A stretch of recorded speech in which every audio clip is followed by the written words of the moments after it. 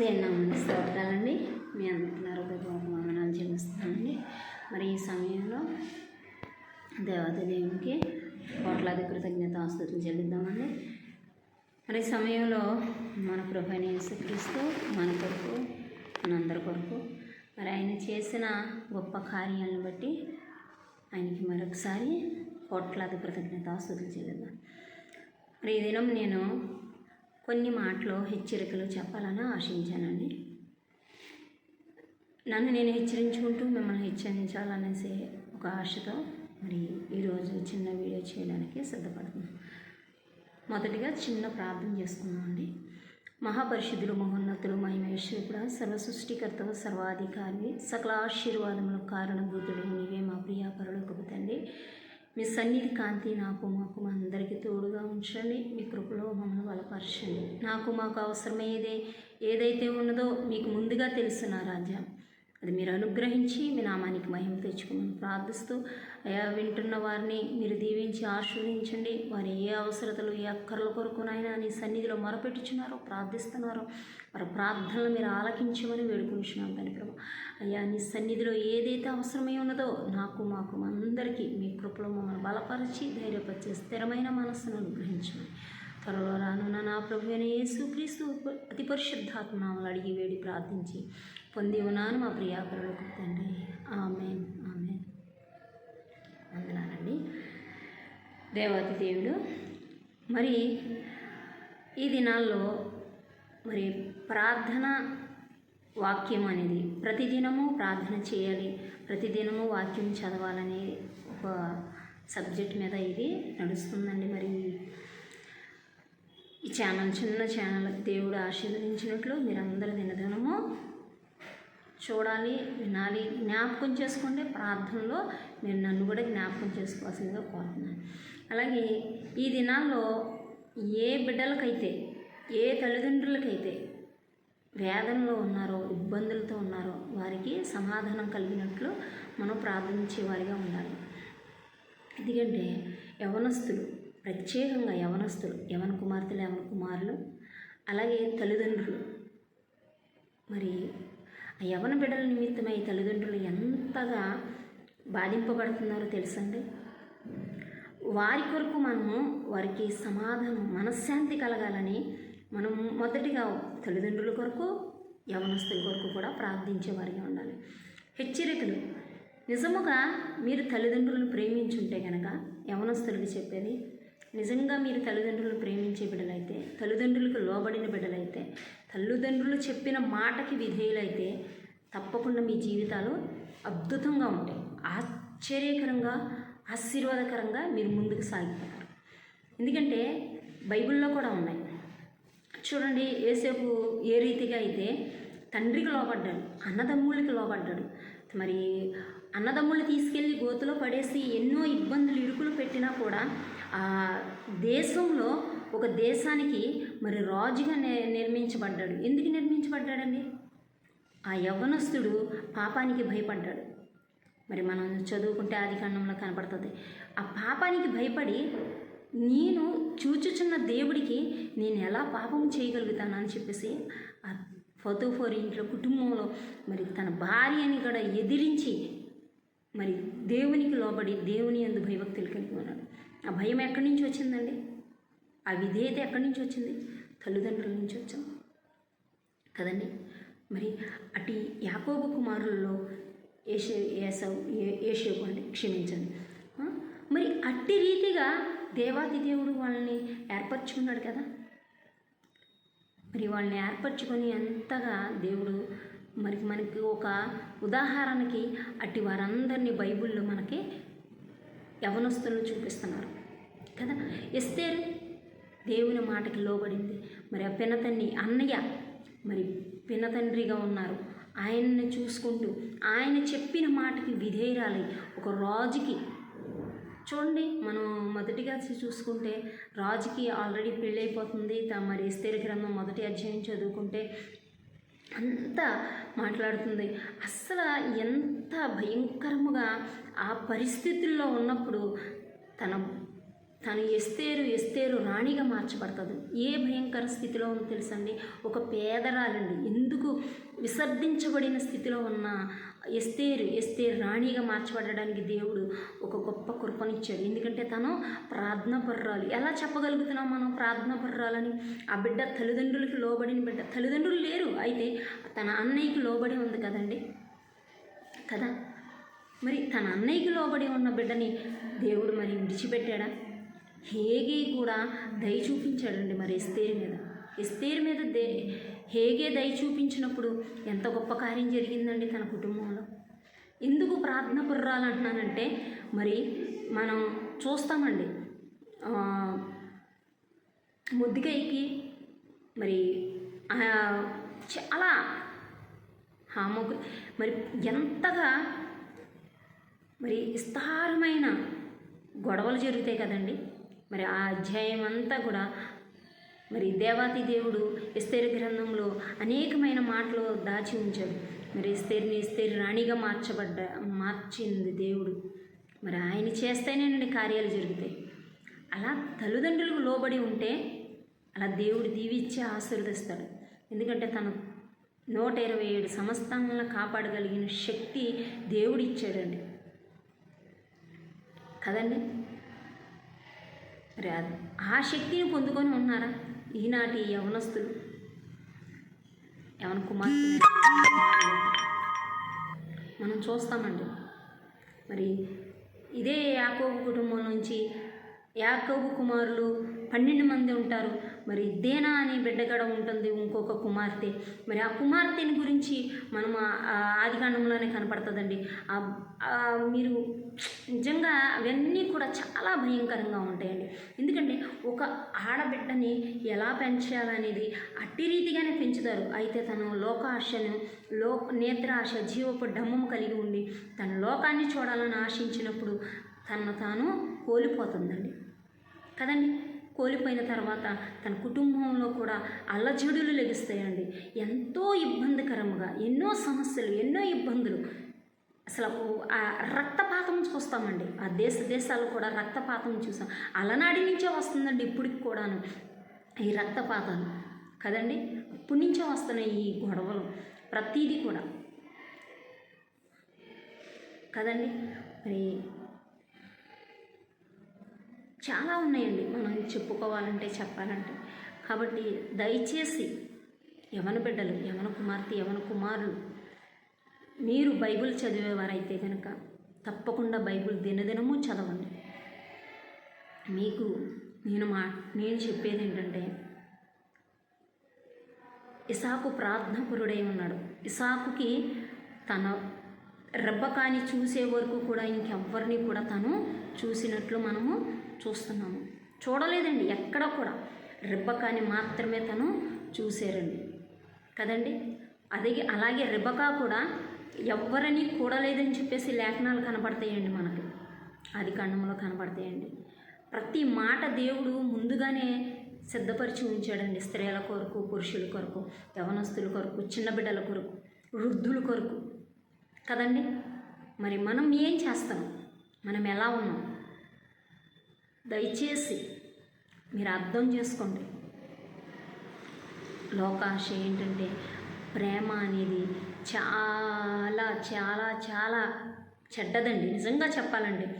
మంచి ఎక్కడ దొరుకుతుందో తెలుసండి? నువ్వు వివాహం చేసుకున్న తర్వాత కూడా ప్రేమించవచ్చు, నీ భార్యని ప్రేమించవచ్చు, నీ భర్తను ప్రేమించవచ్చు. ఎందుకు? ప్రేమ అనే దాంట్లో, ప్రేమ అనే ముసుగులో పడి అనేకులు కొట్టుకుపోతున్నారు ఈ దినాల్లో. తెలుసండి మీకు? 4 రకాల ప్రేమలు కనపడతాయండి లోకంలో. ప్రేమ లోకంలోనే దేవుని ప్రేమ పోల్చుకుంటే ఇదంతా వ్యర్థమండి. దయచేసి మీరు అర్థం చేసుకోవాలి బిడ్డలు. పెద్దవాళ్ళు కూడా చాలామంది స్త్రీలు ఉన్నారు, చాలామంది పురుషులు కూడా అలాగే ఉన్నారండి. ఇంట్లో భార్య సరిలేకపోతే బయటకు వచ్చేసి, మరి లేకపోతే భర్త ఇంట్లో సరిలేకపోతే బయటకు వచ్చేసి స్త్రీలు ఇలా. అది దేవుడి చిత్తం కాదండి, దేవునికి ఇష్టమైంది కాదండి, అది దేవుని ప్రణాళిక కాదండి. మన పక్షాన దేవుడు వ్యాజ్యమాడుతున్నాడు ప్రతి దినము, ప్రతిరోజు, ప్రతి క్షణము. మనం బ్రతికి ఉన్నామంటే, మనం జీవించుచున్నామంటే ఆయన కృప మాత్రమే మనల్ని నడిపించేదండి. మనం బ్రతికి ఉన్నామంటే కేవలం ఆయనకే కోట్లాది కృతజ్ఞతాస్తుతి చెల్లించాలి. యవనస్తులు ఎందుకు తెలియకపోతున్నారు? దేవుని ప్రేమ ఎలాంటిది తెలుసండి? ఆయన జీవాత్మ మనకిచ్చాడని, ఆయన ఆత్మనిచ్చాడు, ఆయన రక్తాన్ని చివరి బొట్టు వరకు కూడా ఆయన రక్తాన్ని మన కొరకు చిందించాడు తెలుసండి. యవన బిడ్డలు మీరు గ్రహించండి, యవన కుమార్తెను యవన కుమారులు మీరు గ్రహించండి, మీరు అర్థం చేసుకోండి, మీరు తెలుసుకోండి. ఎందుకు తెలుసా అండి? దేవుని ప్రేమ వేరు, లోక ప్రేమ వేరు. లోకంలో ఆకర్షింపబడుతుంది.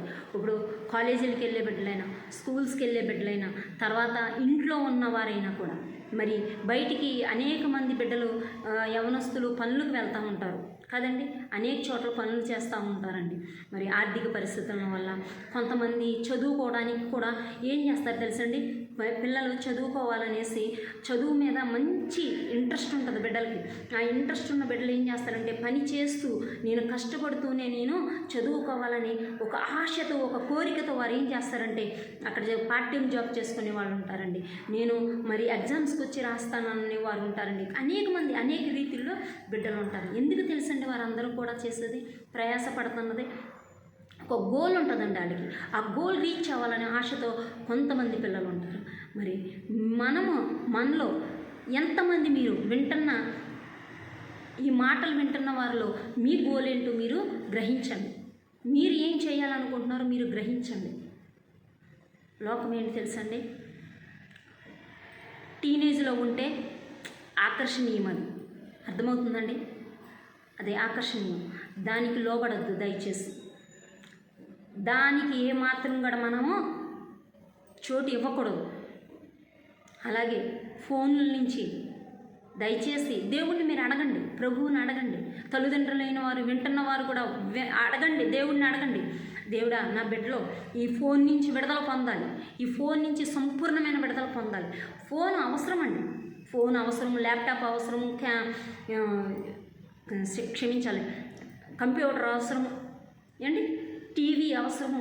అన్ని అవసరతల కొరకే కదండి కనిపెట్టారు. అయితే దానిని మనం ఎలా ఉపయోగించాలి? మంచికి ఉపయోగించాలి, చెడుని విడిచిపెట్టాలి. మంచిని చూద్దాం, చెడుని విడిచిపెడదాం. అప్పుడు మనకు కావాల్సిన మనకు దొరుకుతుంది. అదేనండి దేవుడే మాట్లాడుతున్నాడండి. మంచిని వెతకండి, చెడుని విడిచిపెట్టండి. నా యందు మీరును మీ యందు నా మాటలు ఉండిన ఎడల మీకు ఏది ఇష్టమో మీరు అడుగుడి, మీకు నేను ఇస్తాను అంటున్నాడు. మీరు ఫలిస్తారు అంటున్నారు. ఫలించే కొమ్మల వలె మనం ఉండాలండి. ఏసేపు ఫలించే కొమ్మ వలె ఉన్నాడండి కదండి. ఇసాకు నవ్వు నూరింతల ఫలముని దయచేశాడండి. ఇసాకు ఇచ్చింది. మరి మీకు మనకి ఏదైతే మనం పొందుకోగలుగుతున్నాం, ఏ గోల్ ఉంది? 10th క్లాస్ అయిపోతే ఇంకా నాకేమీ లేదు, నేను వివాహం చేసేసుకోండి, నన్ను పెళ్లి చేసేయండి, లేకపోతే ఇంకోటి చేసేయండి. ఇది కాదండి. మంచి చెడులు విచక్షణ కలిగి ఉండాలి. మైండ్ మెచ్యూరిటీ అంటారు. కొంతమంది తల్లిదండ్రులకు కూడా మైండ్ మెచ్యూరిటీ ఉండకపోవచ్చు. ఎందుకంటే నా బిడ్డ మంచి చదువుకోవాలి, నా బిడ్డ ఉన్నతమైన స్థితిలో ఉండాలి అని తల్లిదండ్రులు ఆలోచిస్తారు. అయితే బిడ్డలు ఉండరు. బిడ్డలు ఆలోచిస్తే తల్లిదండ్రులు ఉండరు. కాబట్టి ఈ రెండు వ్యత్యాసంలో మన మైండ్ మెచ్యూరిటీ కలిగి ఉన్నప్పుడు బిడ్డలు బాగా చదువుకుంటారు. ఒక ఉన్నతమైన స్థితిలోకి, ఉన్నతమైన స్థానంలో కూడా వారు వెళతారు.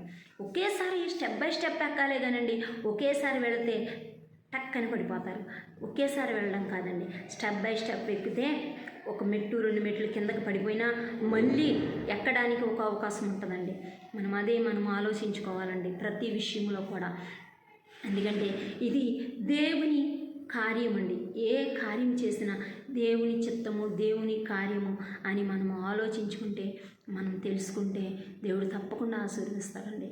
అందుకేనండి తిమోతికి నేను ఎన్నోసార్లు చెప్తానండి, మీతో పంచుకుంటూ ఉంటాను. తిమోతి మరి క్షమించాలి, పౌలు గారు మాట్లాడతారండి, తిమోతితో మాట్లాడుతున్నారు.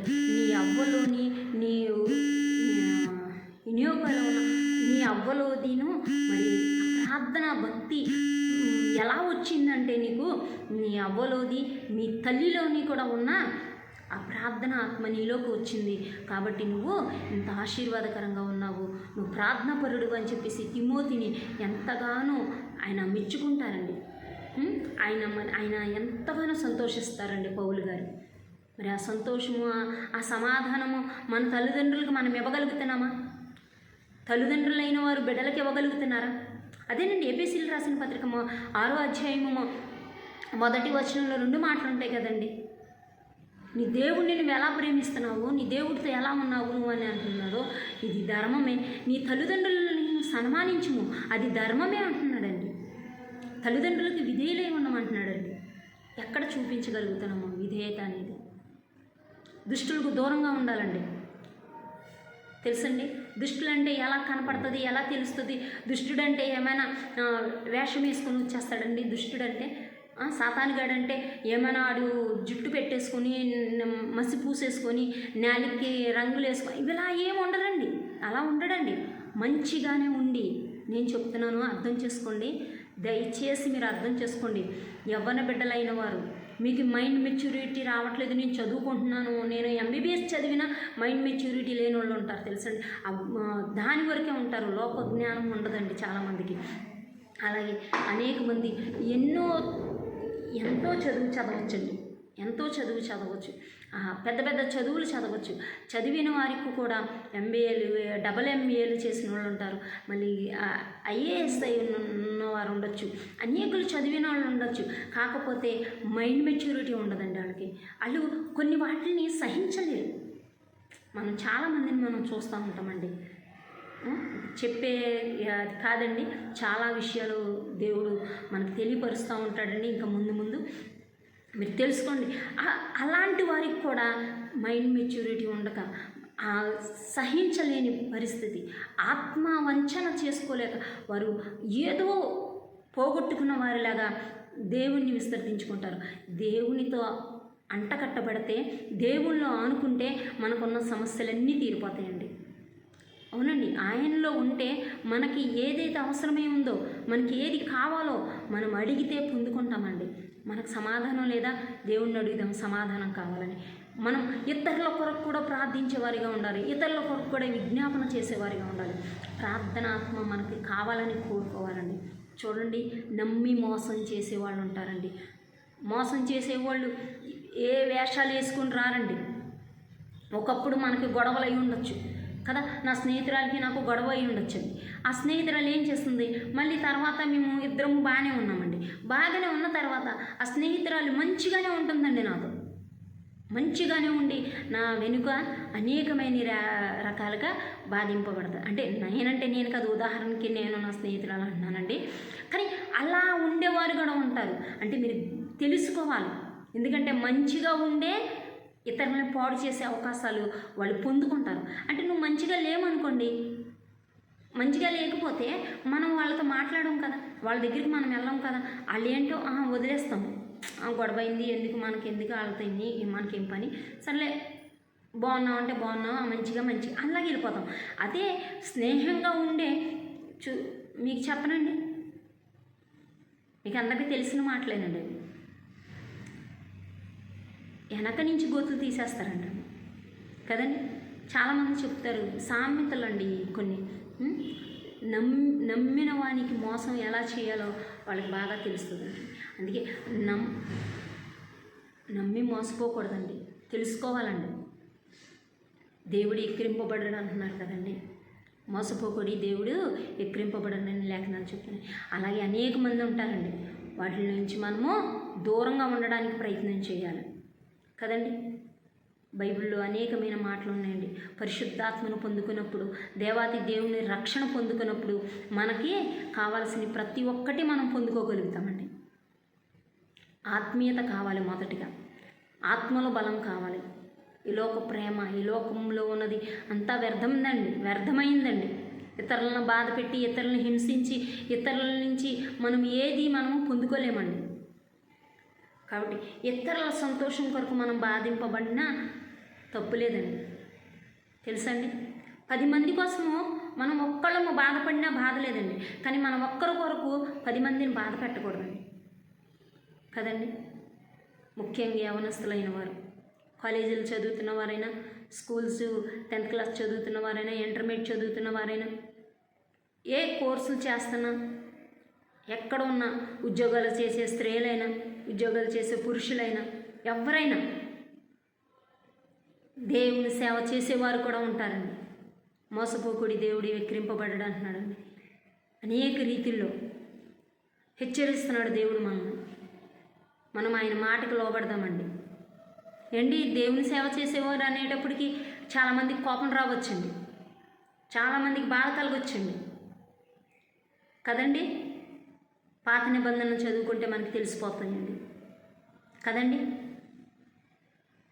పాత నిబంధనల గ్రంథాల్లో 5 గ్రంథాల్లో కూడా దేవుడు లెక్కించి ఇచ్చాడండి.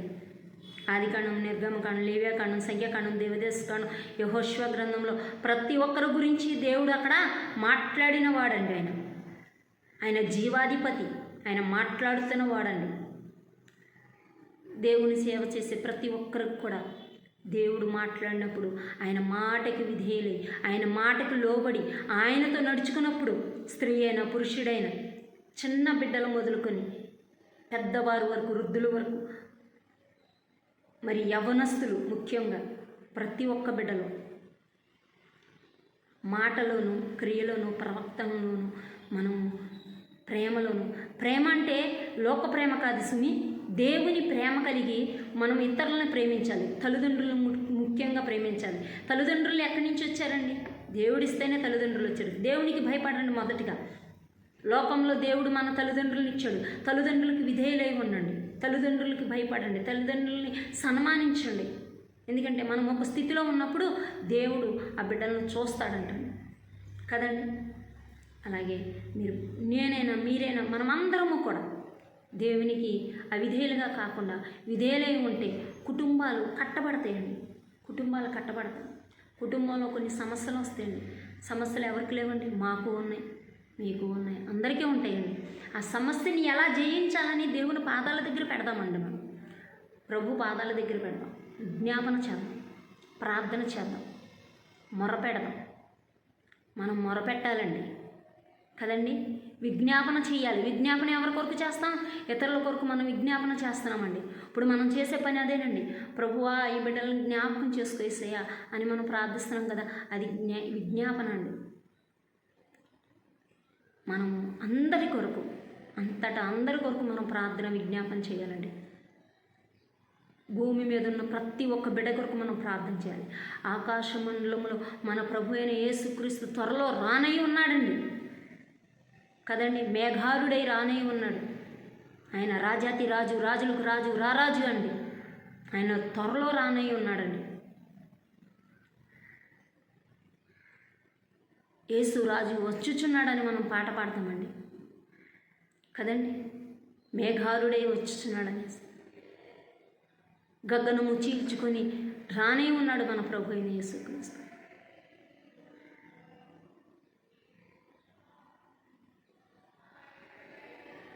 వింటున్నారండి?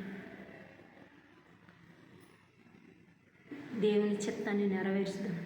దేవుని చిత్తం కొరకు ఎదురు చూద్దామండి. ప్రతి ఒక్కటి ఆయన పాదాల సన్నిధిలో పెట్టుకుందామండి.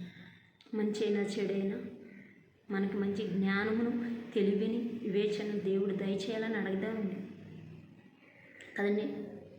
పైనుంచే ఉందండి వచ్చేది.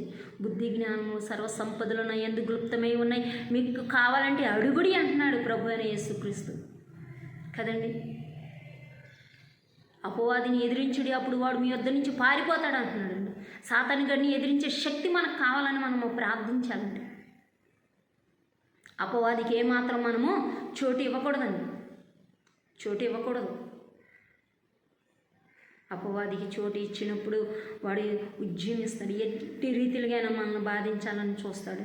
అయితే దేవునికి స్థానం ఇచ్చినప్పుడు, దేవునితో మనం పెనవేసుకుని ఆయనలో అంటకట్టబడి ఆయనతో మనం ఉండి ఫలించే వారిగా ఉన్నప్పుడు ఆయన ఆశీర్వాదాలు, దీవెనలు మన మీద కుమ్మరిస్తాడండి. దయచేసే దేవుడు అండి. కావాలండి ఆయన దయ, ఆయన కృప. చూడండి, యవ్వన బిడ్డలను మీరు జ్ఞాపకం ఉంచుకోండి. అపవాదైన సాతానుగాడు వెర్ర వేస్తున్నాడు, వల వేస్తున్నాడు. దయచేసి మీరు దేవుని దర్శనాలు చూసేవారిగా ఉండాలి. దేవునితో అంటకట్టబడి ఆయనలో ఫలించేవారిగా ఉండాలి. ప్రార్థనాత్మ, ప్రార్థన బలం, ప్రార్థన శక్తిని మీరు పొందుకొని ఉండాలి. అపవాదిని ఎదిరించాలి. ఎర్ర వేసేవాడు ఎవడో తెలిసిపోద్ది దేవునిలో మీరుంటే. అదే కదండి యేసేపు గారు చేశారు. ఆమె తన భార్య హిఫోదెబోరు భార్య మరి తనని ఏడిపించినప్పుడు నేను ఇట్టి ఘోరమైన పాపము నేను ఎలా చేద్దును నా దేవుని దృష్టికి అని చెప్పేసి ఆయన కనుదృష్టి సంచారం చేస్తుందండి ప్రతి చోట. ఇప్పుడు ఇక్కడ కూడా ఉందండి దేవాతి దేవుని కనుదృష్టి మన మధ్యన ఉందండి, మనతో ఉందండి, మనలోనే ఉంది. ఆయన చూచుచున్న దేవుడు అండి. ఆయన కనుదృష్టికి మరుగైనది ఏదైనా కలదా? ఆయన కనులు అగ్ని వంటి కనులండి, అగ్ని జ్వాలల వంటి కనులు మన ప్రభు అయిన యేసుక్రీస్తు కనుదృష్టి ఆత్మస్వరూపుడు సర్వ సృష్టికర్త ఆయన మన మధ్యన సంచారము చేయించున్నాడు. యవన బిడ్డలైన వారు మీరు జ్ఞాపకం చేసుకోండి, దేవుని మాటల్ని జ్ఞాపకం ఉంచుకోండి. ప్రభువుతో అంటకట్టబడాలనే ఆశ మీలో పుట్టాలని నేను ప్రార్థిస్తున్నాను. వాక్యము దినదినము చదవండి. వాక్యం చదివేటప్పుడు కూడా దానిని అనాలోచనగా తీసుకోవద్దు సుమి. బిడ్డలకి చెప్పేది నేను ఒకటే, అనాలోచనగా వాక్యాన్ని తీసుకోకూడదు. ఆ వాక్యాన్ని ధ్యానించండి, స్తుతించండి, తెలుసుకోండి. ఆ మాటకు అర్థం ఏంటో తెలుసుకోండి. ఆ మాటలో అనేకమైన మర్మాలు ఉంటాయి. స్తోత్రం. లోతైన మర్మాలు ఉంటాయి, తెలుసుకోండి కదండి. దేవునికి ఎప్పుడు దూరంగా ఉండకూడదు, దేవునికి దగ్గరగా ఉందాం. ఆయన ఆశీర్వాదాల దీవెనలు మనం అందరం పొందుకుందాం. మరి అట్టి కృప మనందరికీ దేవుడు తోడే ఉండి నడిపించుగాక. Amen, amen, amen. మీ అందరికీ నా హృదయపూర్వక వందనాలండి. దేవాది దేవుడు మరొకసారి మనల్ని జ్ఞాపకం చేసుకున్నట్టు, అలాగే మీరందరూ ఈ మాటల్ని మరి చూడకుండా కానీ ఉండొద్దు. దయచేసి వినండి, తెలుసుకోండి. అలాగే లైక్ చేయండి, సబ్స్క్రైబ్ చేయండి, మరి షేర్ చేయండి, అనేకులకు తెలియపరచండి. మరి చిన్న ఛానల్ ఏంటంటే యేసుని కృపలో దేవుని సేవ. ఇది ప్రతిరోజు ప్రార్థనా వాక్యము, ప్రతిరోజు ప్రార్థనా వాక్యం అని పెట్టామండి టైటిల్. ఇది మరి దయచేసి మీరు తెలుసుకోండి. ప్రతి దినము మీరు చూడాల్సిందిగా కోరుతున్నానండి. అనేకులకి షేర్ చేయండి. దేవుని కృప మనందరికీ తోడయండి నడిపించుగాక. ఆమేన్. మీ అందరికీ నా హృదయపూర్వక వందనాలు.